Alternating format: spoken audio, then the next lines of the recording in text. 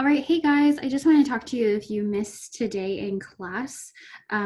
This is what we did. So we practiced a couple questions for your assignment. That's homework number 8 on Delta Math. There's only 5 questions. It's over solving multi-step equations using the distributive property. So I just wanted to do a couple of questions with you and then also make sure you're all set for taking the practice map test. So here I just wanted to work out this problem for you.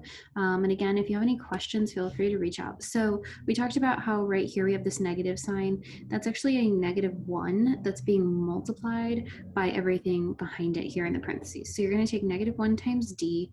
So I'm going to write -1 times d. And then you're also going to take -1 times 10.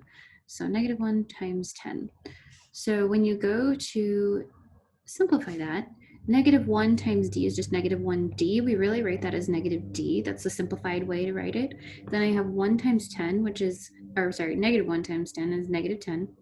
So I'm going to take those two things and just kind of put them together side by side. So -d minus 10 equals, and then right there I've got 40. So our first step to solve is to actually use the distributive property. So as you see in our learning target up here, the distributive property is what we have to do first to help us solve. So then our next step is right here. You can see we have a 2-step equation. That's all this is. So 2-step, we're going to solve the 2-step equation.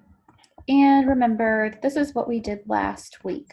We're just going to undo the order of operations. So you're going to look to undo addition or subtraction with your constants.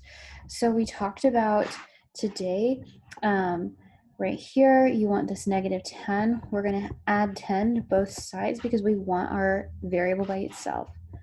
So that leaves you with -d equals 40 plus 10 is 50.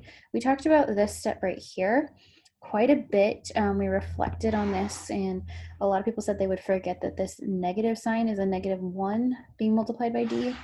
So a lot of students said that they would forget that this is still a 1-step equation. So that means we need to undo multiplication or division. So we would divide by -1 here, and d equals -50, because a positive divided by negative is a negative. Again, feel free to, oops, I just like saved the screen. So here is the other one that we did. So just one more for you. I'm going to go a little quicker. So you're going to multiply 4 times 5. You're also going to multiply 4 times -2p. I talked about putting that second term in a box. So it helps you remember your sign. So 4 times 5 is 20. And 4 times -2p is -8p.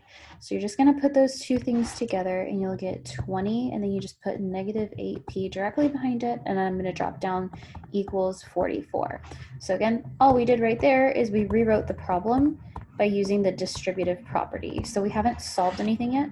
So in this next step, we're actually going to solve. So here you're going to begin solving the 2-step equation. So you're going to do the order of operations backwards.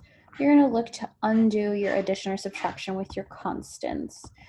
So here, a lot of students said they forgot that this 20 was addition because it's a positive. So you need to do the inverse and subtract 20. Just because you can't see the plus sign doesn't mean it's negative. So it is a positive 20. So you do the opposite.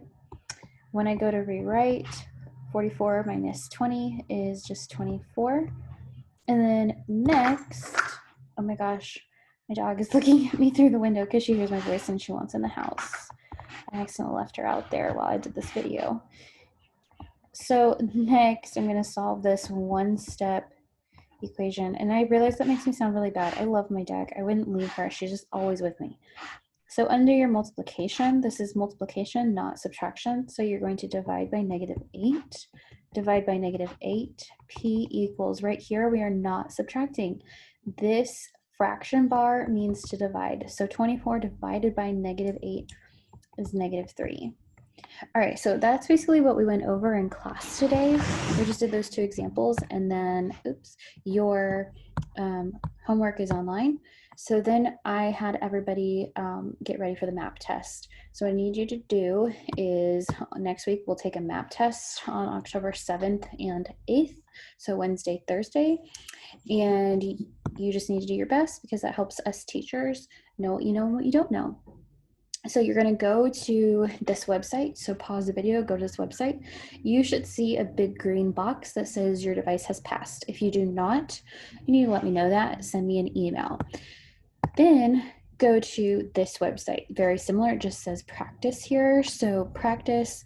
And then you actually don't really need to follow these steps. But what I'm curious about is if you need to change the pop-ups. So really, I meant you don't need to log in, but you do need to let me know if you need to allow the pop-up blocker. So if you cannot, when you get to this website, and if you do not see a login, then you need to allow the pop-up blocker. So we'll go to the next slide so that you can see what you would have to do if you had a pop-up blocker. So for an iPad, you would have to do these steps. So go ahead and pause the video. If you have Google Chrome as your browser, then you will need to do these steps. And if you're using Internet Explorer, use these steps. So that is all I have. Just kind of, you don't even need to do those steps, but that's it. Let me know if you have any problems. Otherwise, just check to make sure you can do it.